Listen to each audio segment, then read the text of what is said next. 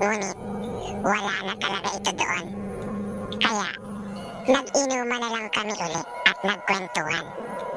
Napagpasyahan namin lumipat doon sa puno ng kulo pagkat may mga upuan din doon at maliit na mesa na sadyang ginawa para sa inuman. At mas maluwag kasing kumilos doon. Ilang sandali pa ay may napansin kami isang tila malaking kumot na kulay itim na dumaan mismo sa aming uluhan, na mabilis ang paglipad nito na dumiretso sa puno ng mangga. Kaya sinundan ko po agad ito ng pagbato na sinabi kong aswang ka pala na nag-anyong paniki lang kanina. Na akin na rin pong binanggit ang mga pangalan ng mga taong pinaghihinalaang aswang sa aming lugar. Na ang iba ko naman pong mga kasamahan ay kumaripas na ng takbo.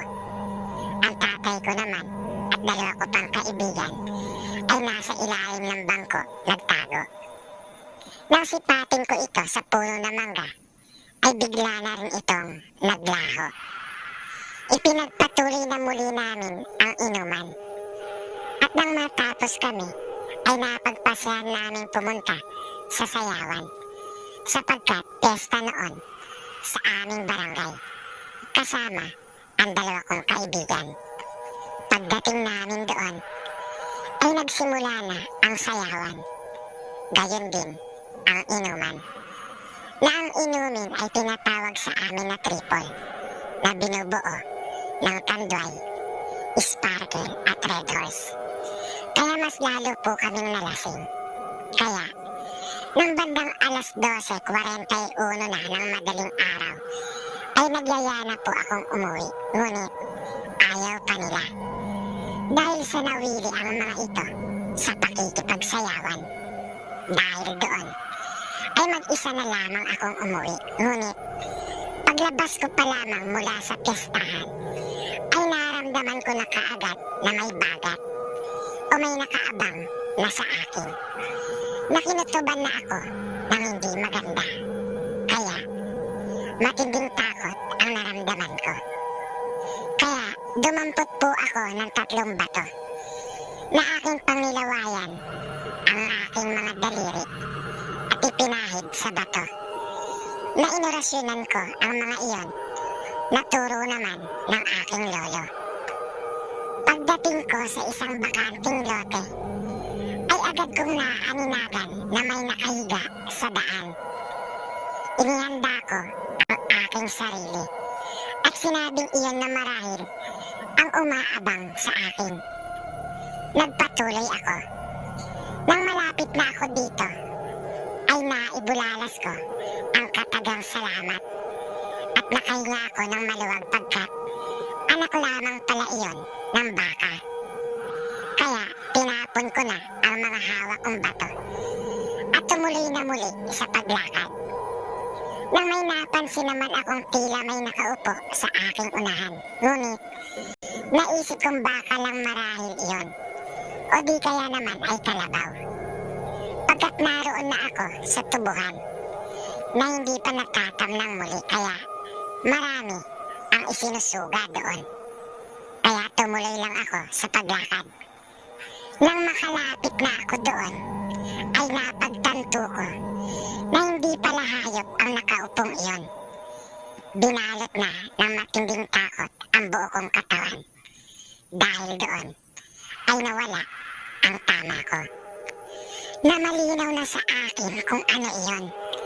Isa itong matandang babae na nakaupo na nakatalikod sa akin. Babalik pa sana ako, ngunit naisip kong huli na. Kaya agad ko na lang binati iyon at nagmagandang umaga dito. Nang bigla itong tumayo at umikot ang kanyang ulo paharap sa akin. Na umalingasaw na bigla ang malansa nitong amoy. At ang buhok nito ay mabilis na gumalaw palapit sa akin. Di agad ako nakakilos. Kinapa ko ang aking patalim, ngunit wala iyon. Naiwan ko pala ito na nakatusok sa may puno ng kulo na aming pinwestuhan. dahil doon ay napamura ako sa aming lengguwahe. Nakasabay noon ay tumakbo akong pabalik sa pestahan na sumisigaw at humihingi ng tulong. Nang malapit na ako sa kalsada, ay nakita kong marami ang dumaraan na naglalakad at medyo maliwanag na. Nakahinga ako ng maluwag. Ngunit tila walang nakakarinig sa akin kahit na isa. Na napansin ko ang tagal ko na tinakbo ang kalsada gayong hindi naman ito masyadong malayo. Na ang tagal kong sinapit iyon. Kaya nasabi ko sa sariling matindi talaga ang kapangyarihan ng aswang na iyon. Hingal na hingal ako dahil sa ginawa kong pagtakbo at naramdaman ko kaagad ang pagod.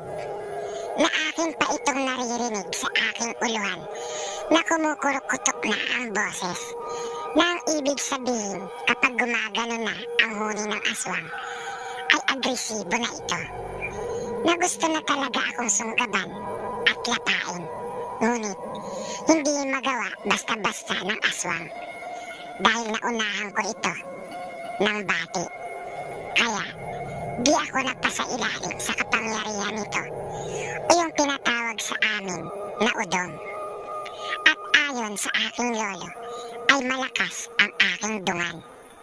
Kaya nakaalpas ako mula rito at nakabalik